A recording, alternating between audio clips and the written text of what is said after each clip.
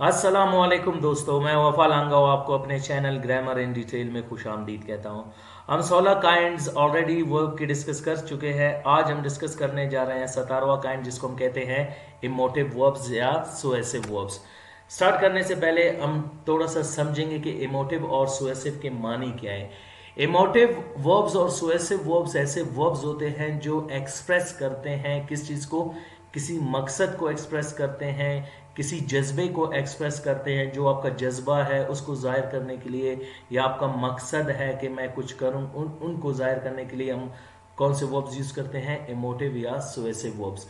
Emotive और suasive verbs को हम डिफाइन कैसे करेंगे?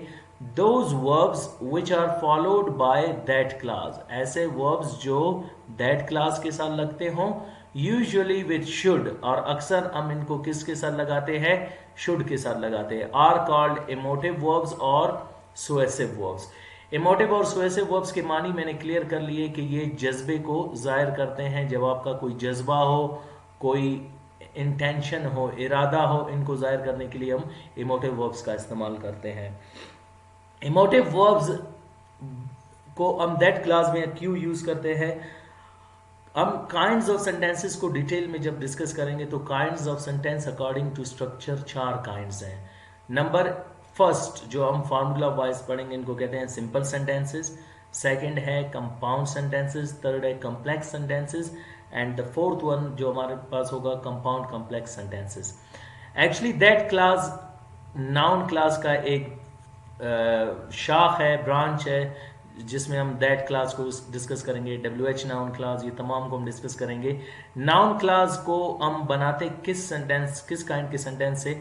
उन सेंटेंसेस को कहते हैं कॉम्प्लेक्स सेंटेंस। अब कॉम्प्लेक्स सेंटेंस क्या होते हैं? वो सेंटेंसेस जो एक दूसरे के बगैर मानी नहीं देते हो। A sentence sometimes gives complete meaning and sometimes does not give complete meaning, जो कभी मानी देता हो और कभी नहीं देता हो।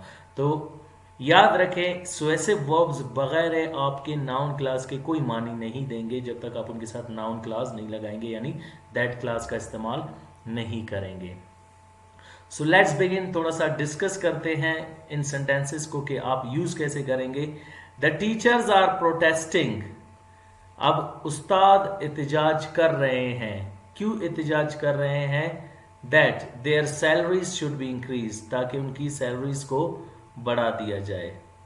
अब यहाँ पे टीचर्स क्यों प्रोटेस्ट कर रहे हैं? कि उनके सैलरीज को बढ़ा दिया जाए। यहाँ पे प्रोटेस्ट आपका इमोटिव और सुएसिव वर्ब्स है, जज्बे को जाहिर कर रहा है कि उस्ताद उनका ये जो एहतजाज है वो किस लिए है, कि उनका सैलरी बढ़ा दिया जाए। एंड शुड का इस्तेमाल आप लाजमन करेंगे, और दैट आपका वो क्लास है जो दो सेंटेंसेस को मिला रहा है। They were demanding that they should join our team, वो ये डिमांड कर रहे थे कि वो हमारे टीम में शामिल होना चाहेंगे। अब दैट फिर से दो सेंटेंसेस को मिला रहा है। यहाँ पे प्रोटेस्ट, यहाँ पे डिमांड आपके इमोटिव और सुएसिव वर्ब्स है। थर्ड एग्जांपल में she has intended that she should clear her medical test, वो ये इरादा कर चुकी है।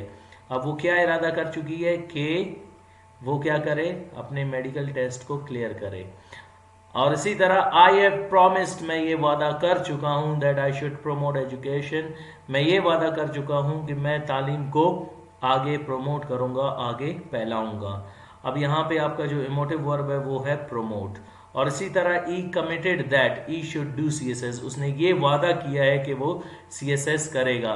तो उस्तादों ने एहतजाज किया है, उन्होंने ये ख्वाहिश का इजहार किया, या उन्होंने ये डिमांड की है, उसने ये इरादा किया है, मैंने ये वादा किया है, उसने ये नीयत की है। अब ये तमाम वो वर्ब्स है जो क्या जाहिर करते हैं, इमोशंस को जाहिर करते हैं, जज्बों को जाहिर करते हैं, उन्हें इमोटिव और हम सुएसिव वर्ब्स कहते हैं।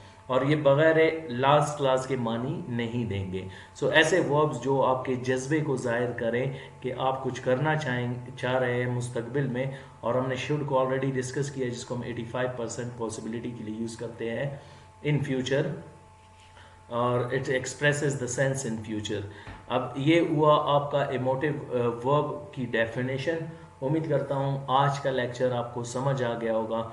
मिलते हैं अगले लेक्चर में, अपना ख्याल रखिएगा। अल्लाह हाफिज़।